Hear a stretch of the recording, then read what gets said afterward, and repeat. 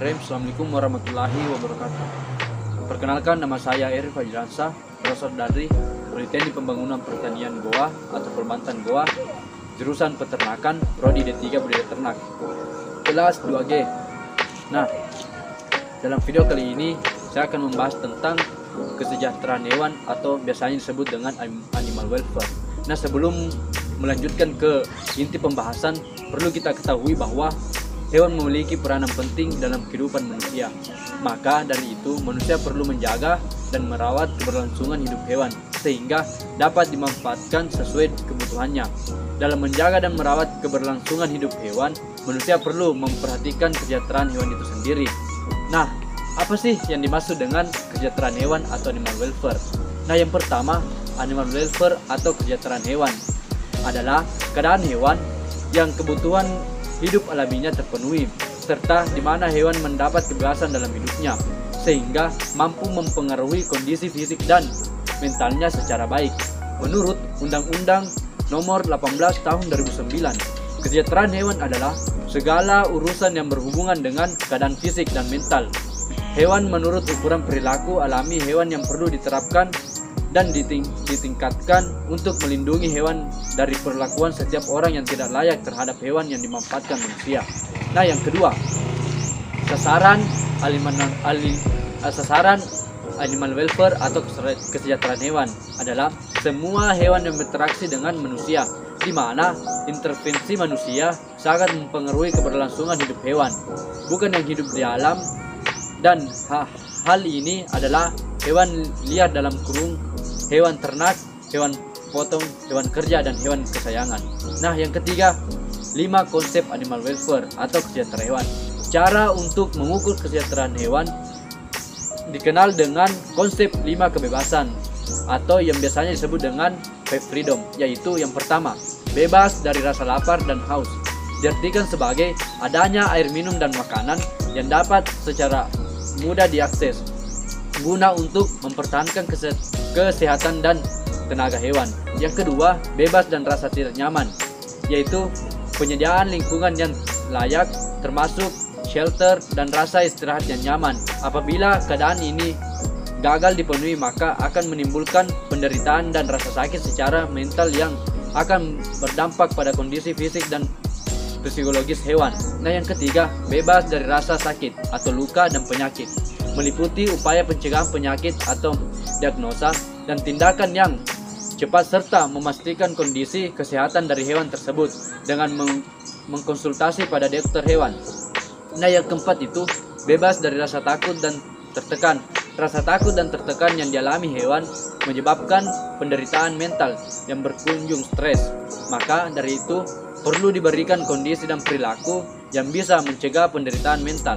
Nah, yang kelima yaitu bebas mengekspresikan perilaku alami, yaitu kita dapat membantu hewan untuk mengekspresikan pola perilaku normalnya melalui penyediaan luasan kandang yang baik dan teman dari hewan yang sejenis, serta program pengayaan atau memberikan bentuk-bentuk mainan, bahan atau alat. Apabila keadaan ini tidak terpenuhi, maka akan muncul perilaku abnormal. Nah, selanjutnya yang keempat, dalam kesejahteraan hewan ada undang-undang yang mengatur tentang animal welfare atau kesejahteraan hewan, yaitu Undang-Undang Nomor 6 Tahun 1967 Pasal 22 tentang kesetaraan. Maka dapat peraturan pemerintahan yang ditetapkan ketentuan-ketentuan tentang yang pertama, tempat dan perkandangan, yang kedua, pemeliharaan dan perawatan, yang ketiga, pengangkutan, yang keempat, penggunaan dan pemanfaatan, yang kelima, secara pemotongan dan pembunuhan.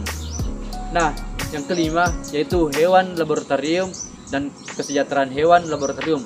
Hewan laboratorium adalah hewan yang dipelihara khusus sebagai hewan percobaan, penelitian, pengujian, pengajaran, dan penghasilan dan bahan kosmetik ataupun dikembangkan menjadi hewan model atau penyakit manusia.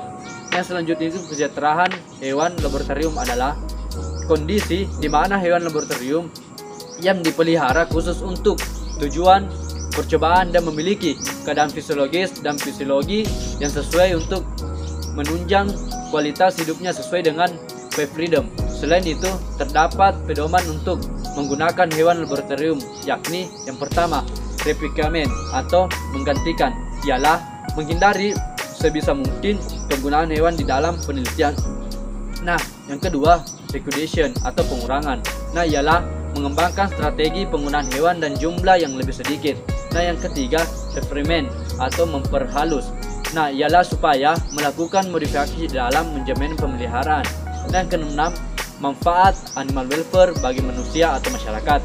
Nah, kesejahteraan hewan tidak hanya bermanfaat bagi hewan, tetapi juga bermanfaat bagi manusia dan masyarakat. Di antaranya, yang pertama, meningkatkan rasa kasih sayang pada manusia yang dapat menimbulkan perlakuan kejam terhadap hewan. Yang kedua, meningkatkan keselamatan kerja dan memudahkan kerja bagi pekerja yang melibatkan hewan. Nah, yang ketiga, mendapatkan hasil ternak yang berkualitas pada ternak yang tidak stres. Nah, yang keempat, meningkatkan harga jual hasil utama peternakan. Baik, yang ketujuh itu tipe kandang yang termasuk dalam kategori animal welfare atau kesejahteraan hewan adalah di mana saya memilih salah satu kandang yang berada di kampus 2 Kolbantan Goa, yaitu kandang ayam broiler atau biasanya disebut dengan CH atau closed house. Mengapa demikian saya memilih kandang ayam broiler? Karena kandang tersebut sudah diatur sedemikian rupa dan dikategorikan modern, serta pemberian pakan dan minum yang teratur. Penyediaan kandang yaitu luas sehingga mampu menampung 20.000 ayam dan lingkungan yang layak dan suhu yang teratur sehingga membuat ternak tersebut merasa nyaman. Baik, yang ke-8 itu mengenai tentang mengapa memilih jurusan peternakan.